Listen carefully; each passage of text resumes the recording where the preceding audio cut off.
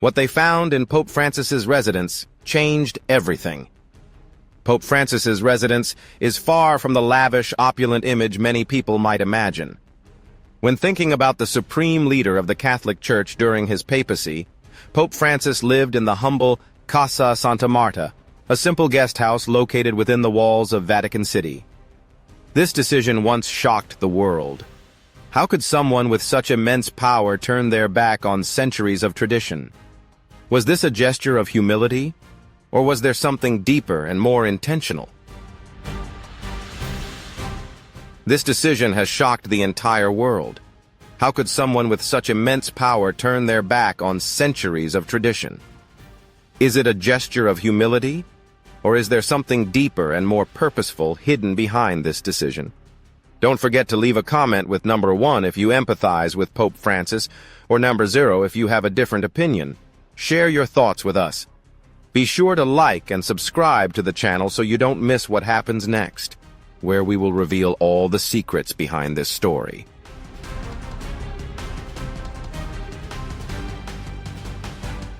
However, the secret documents that Francis kept hidden for many years have revealed disturbing truths. The files detailed corruption, abuse, money laundering, and underground power networks within the church itself. Buried in these records is the name of the man whom he secretly trained to be his successor, Cardinal Luis Antonio Tagle. When Pope Francis passed away, the room was immediately sealed according to standard protocol, perhaps. Or was it a desperate attempt to hide something that could shake the very foundations of the Vatican?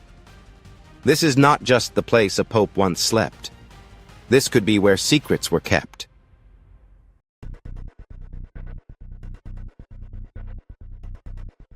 And today, that story begins to unfold.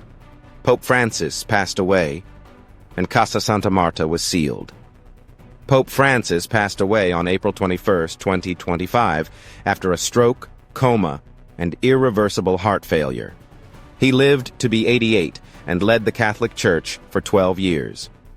From the moment he was elected, Francis stood out with a distinct and historic presence. He was the people's pope. No throne, no jeweled robes, just a man of faith.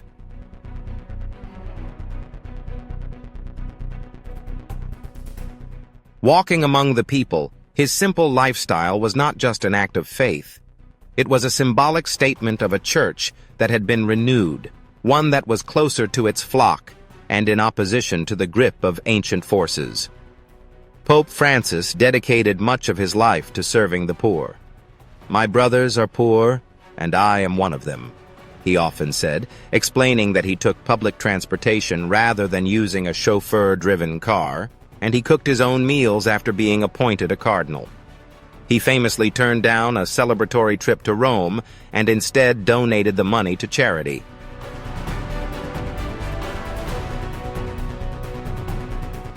Since becoming pope in 2013, he declined the luxurious papal apartments in the Apostolic Palace and chose instead to live at Casa Santa Marta, a guest house for clergy and pilgrims visiting Vatican City. Casa Santa Marta is a 5-story building with 106 suites, 22 single rooms, and 1 apartment designed to accommodate clergy and visitors. Located next to St. Peter's Basilica, it's conveniently positioned for religious ceremonies and church activities. Pope Francis has lived there since his election in 2013 and declined other accommodations.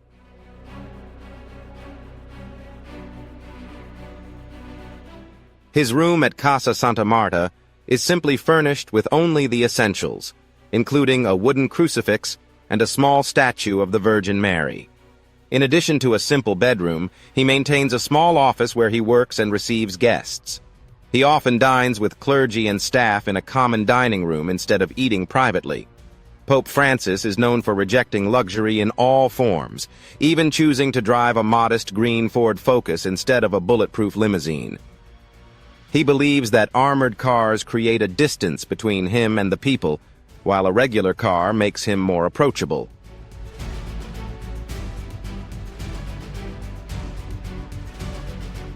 Some people in the Vatican believe that his quiet room means more than just a humble dwelling. It is a fortress. One of his most important activities inside was writing personal letters to countries, religious groups, and world leaders. These messages were not just diplomatic gestures. They were calls to action that often shaped global religious policy. The content was carefully crafted and kept secret until the time they were revealed.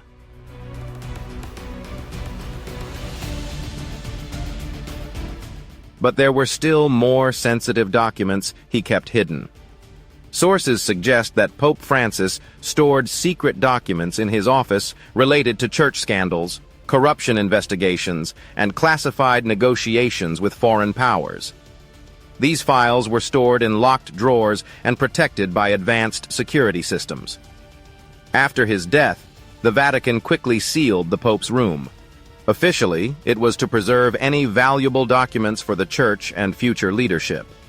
But some reports suggest that the content was so delicate that only a few high-ranking individuals within the Vatican were aware of their existence. What was once an open and symbolic welcoming space is now tightly locked with no explanation. Even senior clergy have been denied access.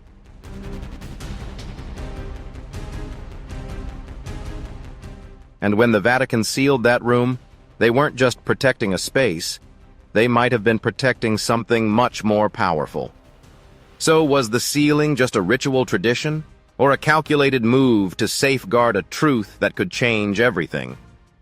When the Pope's home was locked, what truly happened behind those closed doors, and why does this time with Pope Francis feel so different, as if an old ritual is hiding something much larger? Two revelations about the secret archives of corruption and abuse within the Church. Traditionally, when a pope passes away, his residence is sealed. This ritual is meant to protect personal belongings, correspondence, and official documents until they can be inventoried and reviewed.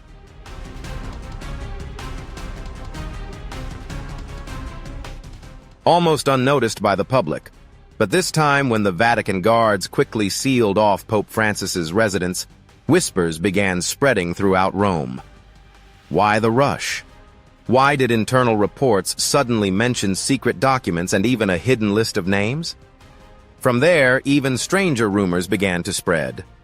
The documents seemed to describe a succession plan, a clear direction for the future of the Church, with bold steps that some forces within the Vatican might not want to be seen. Even senior cardinals were denied access.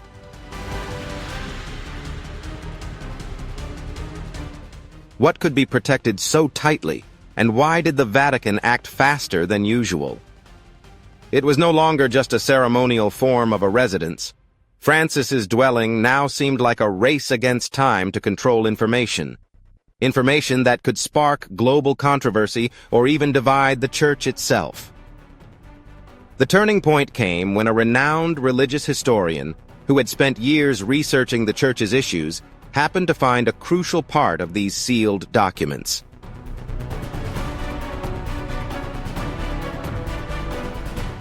David Moretti, a scholar specializing in the history and corruption of religious organizations, had been invited to the Vatican to work with a research team to inventory Pope Francis's legacy. The humble room at St. Peter's See, with old wooden cabinets, a simple desk, and a wrought iron crucifix hanging on the wall. But what astonished David Moretti was a locked metal box, cleverly hidden beneath the wooden floor under a rug. When the box was opened, they found hundreds of meticulously organized documents with Pope Francis's handwritten notes in Spanish, Italian, and Latin. These were not ordinary records.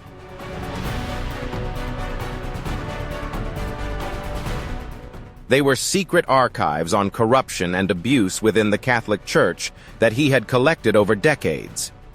From his time as Archbishop of Buenos Aires to his last days at the Vatican, the documents revealed the darkest corners of the Church that Pope Francis quietly recorded. Some reports exposed suspicious dealings at the Vatican Bank, where millions of dollars from charitable funds for the poor had been illegally transferred into accounts in Switzerland and tax havens. The names of several bishops and high-ranking officials were clearly listed, along with evidence of embezzlement.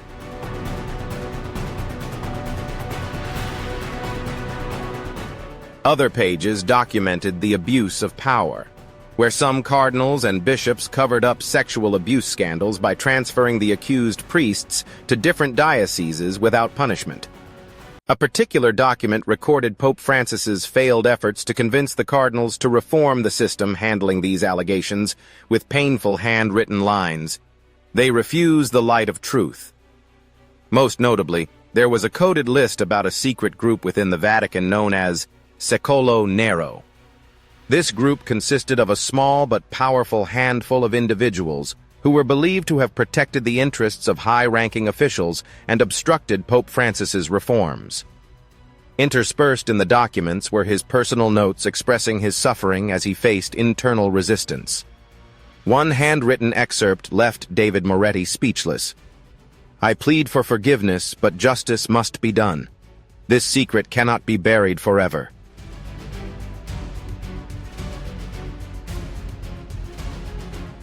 The documents clearly listed the names and details of those involved.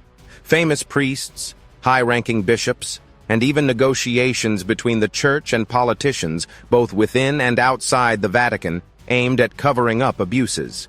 David Moretti himself published this shocking discovery in a paper that spread rapidly through international media, sending shockwaves worldwide. The article revealed that Pope Francis, throughout his leadership, had gathered these documents hoping to address the dark issues plaguing the church. He wanted to ensure that those responsible would be held accountable.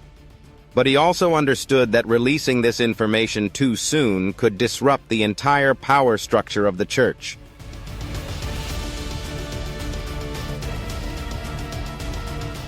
In his final years, Pope Francis quietly struggled with a dramatic internal conflict over whether to reveal these secret documents. The documents discovered by historian David Moretti after his death have led the public to speculate and generate two profound theories on why he didn't reveal these truths while alive. The first theory is that Pope Francis feared the immense power within the Vatican, particularly from the conservative forces that had repeatedly opposed him.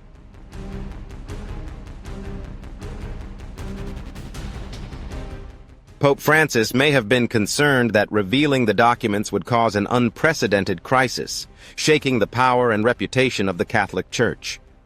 He was well aware of the power of conservative forces within the Vatican, especially the Nero group, a small but powerful group mentioned in the documents. This group not only protected high-ranking officials, but also had the power to pressure cardinals and bishops to maintain the status quo.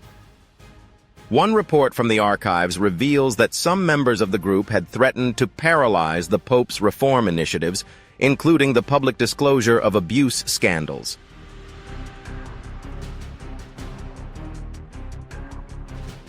Additionally, Pope Francis, with his experience as Archbishop of Buenos Aires, understood that exposing the truth could lead to serious division within the Church, especially in countries where Catholicism is the dominant religion. One of his personal notes reads, "If the truth is revealed at the wrong time, it will destroy rather than heal." He may have feared that public disclosure would weaken the trust of millions of believers, cause disunity among the College of Cardinals, and even lead to the collapse of church structures in certain areas.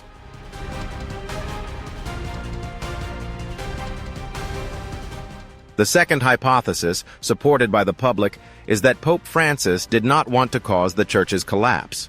He wanted to reform it. Among the thousands of documents collected, there are handwritten memos from Francis to his closest advisors, revealing a quiet but clear strategy in which he sought to purify the Church from within, step by step, removing harmful elements.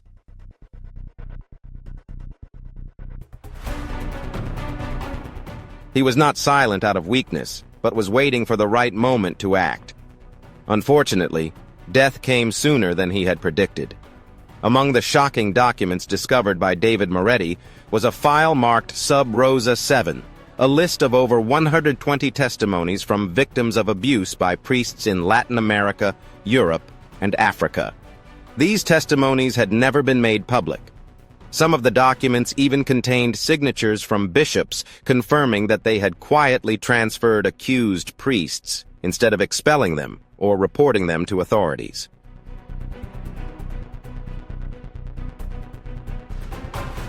Many records included images and handwritten letters from victims from the 80s and 90s, detailing threats of abuse and being forced to remain silent under pressure from dioceses. Notably, in a 2016 memo, Pope Francis wrote, "If we reveal everything, the Church could collapse. But if we remain silent, my soul cannot rest. History will eventually uncover the truth." However, the story did not end there. After David Moretti published the shocking documents exposing the dark corners of the Church that had been hidden for decades, he suddenly vanished. No one could contact him. His social media posts and backup documents were wiped clean. It was as if someone had erased all traces of him from the world entirely. Many believe that the Vatican intervened, and within the corridors of power, one name began to rise as the puppet master behind the scenes controlling the entire drama: Luis Antonio Tagle.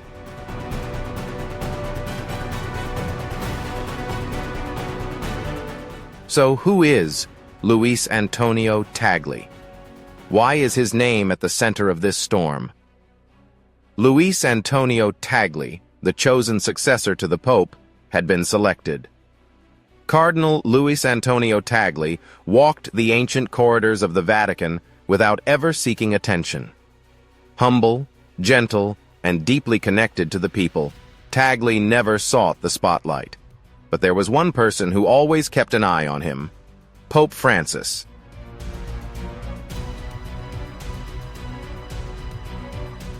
Luis Antonio Joaquim Tagle was born on June 21, 1957, in Manila, to a multicultural family. His mother was of Chinese descent, and his father was Filipino.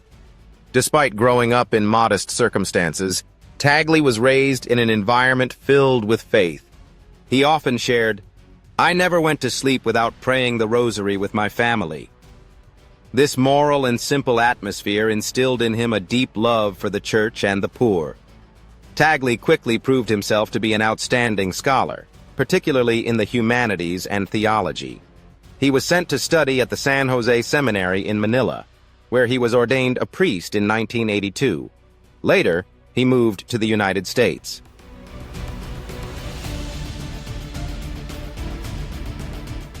To study at the Catholic University of America in Washington, D.C., Luis Antonio Tagle earned a doctorate in theology, with a thesis that gained widespread attention for exploring the historical role of the Second Vatican Council.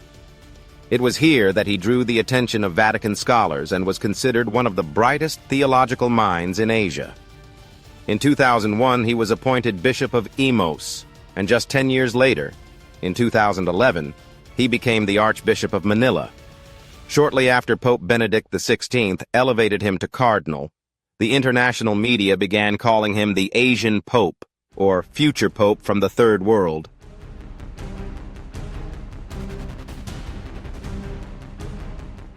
Tagle is known for his simple lifestyle, often riding his bike to visit slums to celebrate Mass and chat with the people.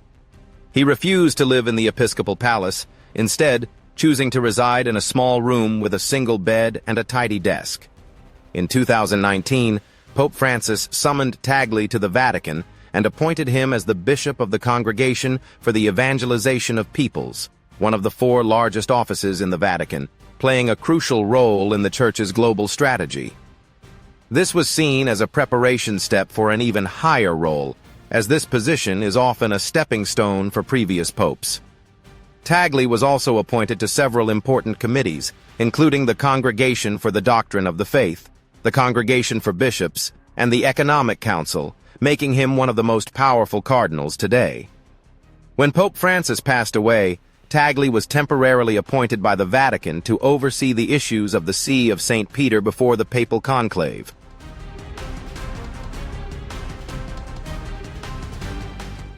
No one knows exactly when the plan to select a successor began. However, long before his death, Pope Francis quietly mapped out a succession plan, not for any senior European cardinal, but for a humble man from the Philippines, Luis Antonio Tagle. For Pope Francis, Tagle was not just a trusted confidant. He was the final piece in the reform he had pursued for over a decade within the Catholic Church. Reforms aimed at combating corruption, cover-ups, and abuse. From the crowded streets of Manila to the most powerful rooms at the Vatican, Tagle's journey was not by chance.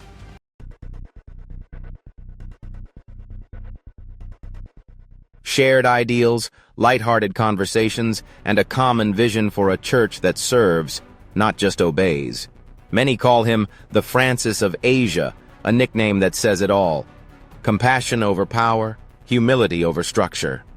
Behind closed doors, these two men are said to have held many private meetings, not just discussing the present but also outlining the future. According to a source, Francis did not only see Tagle as a cardinal, but as his successor, the continuation of the bold dream he had nurtured over time. What do you think about the future of the Church under the leadership of Luis Antonio Tagle? Will he continue the bold vision that Pope Francis nurtured, or will he face major challenges from tradition? Share your thoughts in the comments below. Don't forget to like, share, and subscribe to the channel for more exciting content.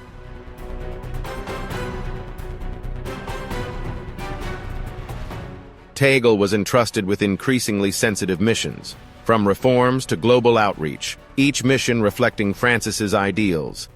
Pope Francis knew he could not complete everything in one lifetime. The conservative forces within the Vatican were too strong, and the complex web of interests from Europe to Latin America was too deep. Every reform he initiated faced silent opposition, scandals involving child sexual abuse, money laundering through the Vatican banks, and shady ties to the Italian mafia. All of these were quietly investigated and documented.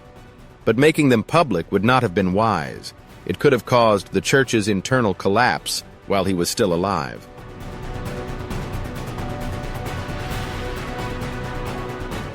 Thus, Tagle, whom he trusted both morally and strategically, was chosen.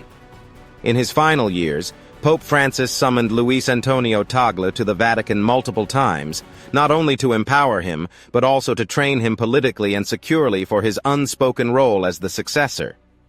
Francis confided to a close advisor that Tagle not only understood people, but also understood how the shadows within the Church worked. An otherwise normal remark, but full of calculation.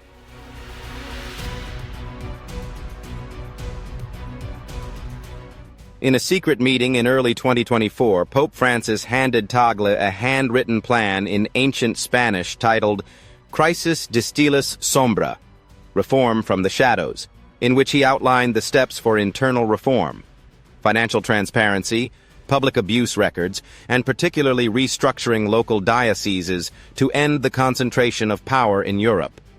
This plan was not for Francis's era, but for his successors.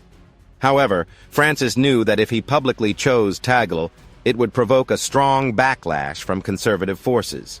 So, he chose a quiet preparation by bringing Tagle to the Vatican, helping him build a support network everywhere, and placing him at the center of power.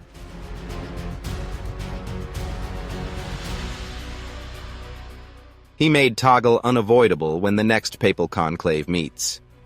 Now his secret documents are beginning to surface. The picture seems clearer than ever. Tagle is not just a trusted advisor. He is very likely the one chosen to carry out a quiet revolution in the Church. But the remarkable thing is, Tagle never spoke of ambition, never revealed personal desires. This silence only made him more trusted by Pope Francis as a leader not seeking power but called to serve.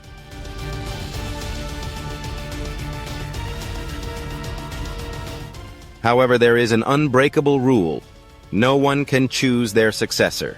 It is an immutable tradition. But if anyone could subtly influence the future of the Church without breaking the rules, it was Pope Francis.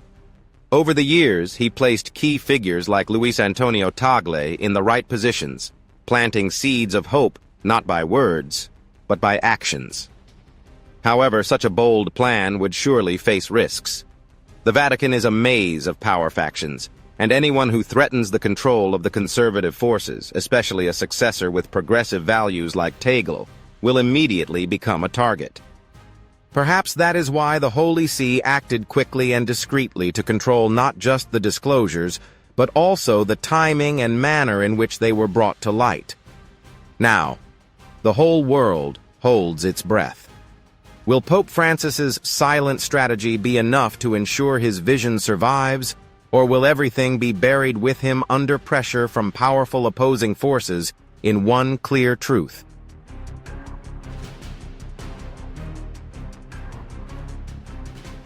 If Tagle is truly the Pope's chosen one, his mission will surpass all expectations people ever imagined. However, do not be mistaken. Not everyone supports Tagle and is ready to back this vision. While the world watches with hope, the conservative forces in the Vatican are preparing to defend it. For wherever there is talk of revolution, there is always resistance. Inside the ancient walls of Vatican, these whispers are not just opinions but a power game. Often these whispers resonate louder than the applause of the public.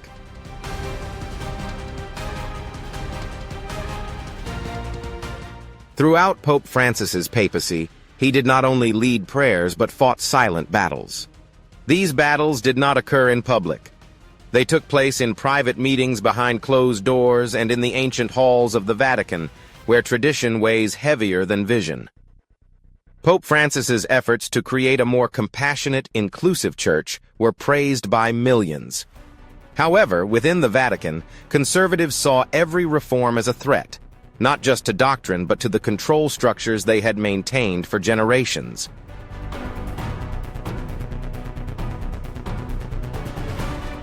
Now that Pope Francis has passed away, these factions see an opportunity not to mourn, but to reclaim what they feel they lost. And they see their path forward blocked by Luis Antonio Tagle. The mysterious disappearance of David Moretti, who discovered and revealed Pope Francis's reform documents, may not be unrelated to Tagle's plans. Whether Tagle truly ordered the dismissal of David or not, this action erased the obstacles that blocked the initial revelations, undermining the path that Francis had carefully built.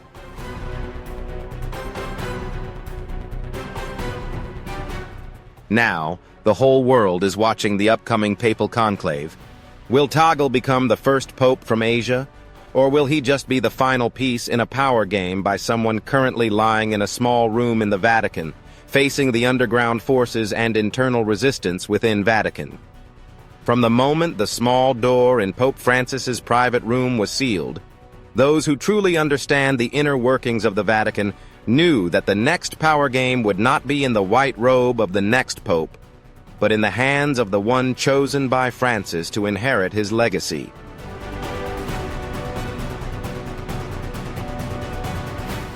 That person is Cardinal Luis Antonio Tagle, a smiling face, a gentle voice, but carrying within him a plan filled with blood and tears to eradicate corruption, abuse, and the rot that has existed for decades in the Catholic Church. To those clinging to the old ways, Tagle is not a beacon of hope, but the embodiment of something much more dangerous. He is the unfinished revolution that Francis began.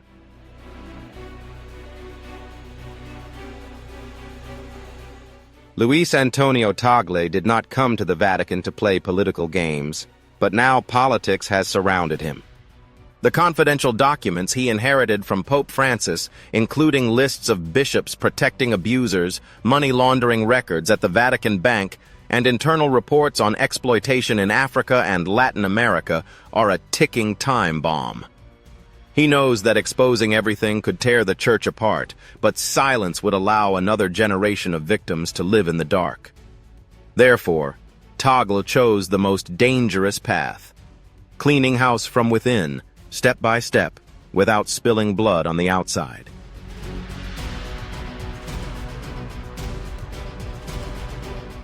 He began with quiet steps, placing trusted allies into the new financial structures of the Vatican, requesting external internal audits, and calling for the Economic Council to review dioceses with decades of hidden abuse allegations. Many bishops suddenly retired for health reasons. Some abuse records from Austria, Chile, and Poland, which were thought to have been forgotten, were suddenly resurrected. Tagle made no announcements, but those who were affected understood that he was following Francis's plan and there was no turning back.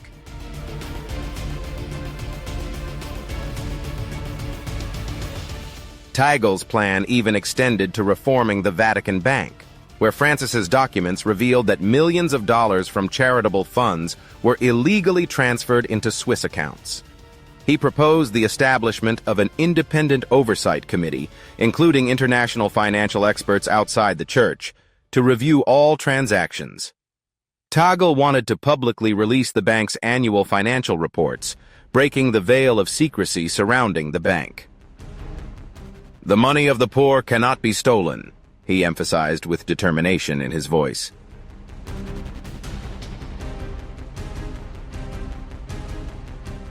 This move is not only aimed at restoring trust, but also sending a message that the Vatican will not tolerate corruption.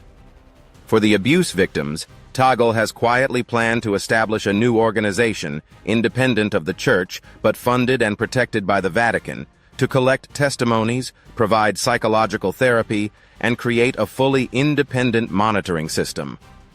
There are rumors that some victims will be empowered to interrogate the accused clergy. If true, this would be an unprecedented revolution in church history. Moral power would be returned to those who have been crushed by the very system that abused them.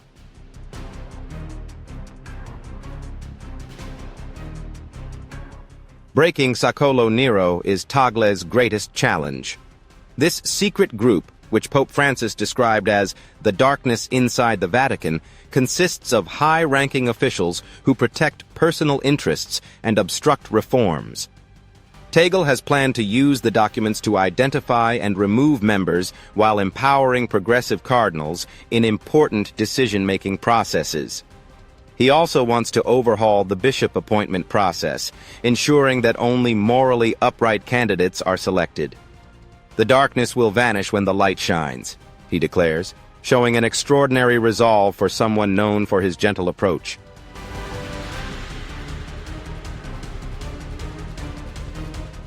However, in the shadows, Tagle is facing underground forces that have been deeply rooted in the Vatican, even before the favored cardinals of Pope John Paul II's era. Wealthy individuals from the U.S. and Europe and conservative networks within the Episcopal Council view Tagle's reforms as a direct threat. They do not remain silent. They whisper that he has been slandered and are even preparing a smear campaign to tarnish his reputation.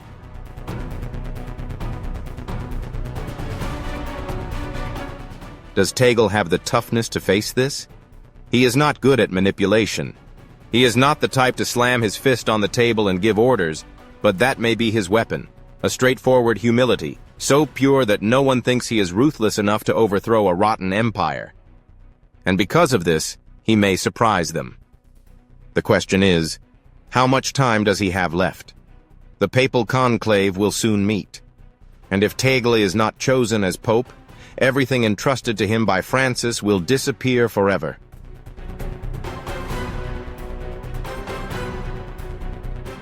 If the Vatican wants to remove him at any cost, they will not hesitate to use all measures. The first campaign will come from the media. Conservative Catholic outlets like LifeSite News, Church Militant, and The Remnant will start publishing articles casting doubt on his time as Archbishop of Manila. They don't need proof, just seeds of doubt. Rumors that he once defended a priest involved in financial scandals, although dismissed, will be revived. In the Vatican, sometimes just a whisper is enough to destroy a career.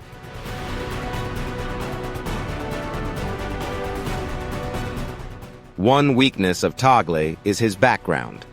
He is from Asia, where no pope has ever been elected. Conservative cardinals from Europe and the U.S., who hold the most votes, are quietly banding together to support a safer candidate. They fear Tagle will continue the decentralization of power, something many wealthy individuals will not accept. Some conservative cardinals have subtly sent messages. If Tagle does not withdraw from the papal race, he will be publicly humiliated, meetings canceled, rejected proposals, budgets slashed.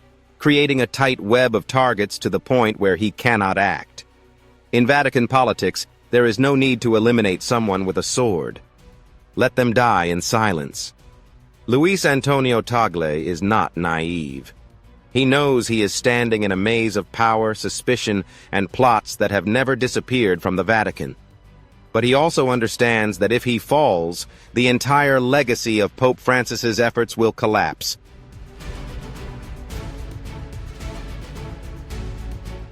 Reform for transparency and ending abuse will be buried forever. The question is not whether he is capable, but whether he will live long enough to start. This is not just a political issue for the Vatican. The consequences of this internal struggle will spread beyond the borders of Rome. The future of over 1 billion Catholics and the role of the Church in global issues like human rights, poverty, and climate change could depend on which side wins this quiet war.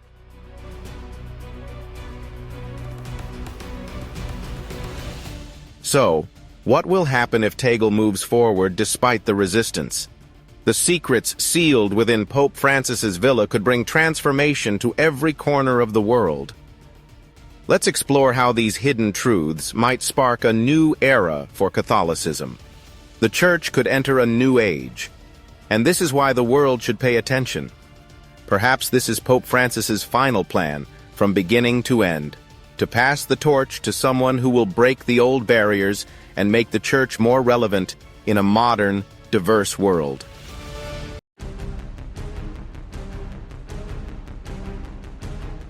If hidden within that sealed villa is not just a collection of papers, but a blueprint for global change, the truth is gradually coming to light, and the ultimate question remains: what will the future look like? And is Tagle ready to face it? Pope Francis has passed away. The father who was close to those who dared break the walls between the sacred and the real world is now just a name in history.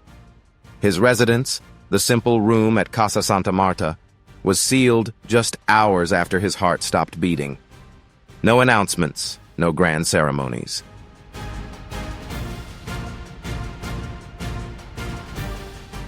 The name being mentioned most now is Luis Antonio Tagle. Will he step out of the shadows of old power to continue the path Pope Francis opened? Or will he be crushed by the traditional machinery, where conservative cardinals are ready to turn back the wheels of history? A senior scholar at the Vatican exclaimed, "In a closed meeting, we are not just talking about a pope. We are talking about the soul of the Church." One thing is certain. What was discovered in Pope Francis's villa could rewrite history, and you are witnessing the first chapter of an unprecedented earthquake. Like the video, subscribe to the channel, and turn on notifications because this story is not over. It has only just begun.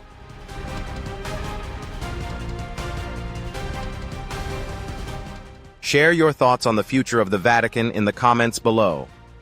Will Tagle be the one to change everything? Or will it all sink back into darkness? Don't forget to leave a comment with number 1 if you empathize with this story, or number 0 if you have a different opinion. Thank you for watching. If you liked this video, don't forget to like, share, and subscribe. Click on the next video appearing on your screen for more amazing content. See you in the next videos.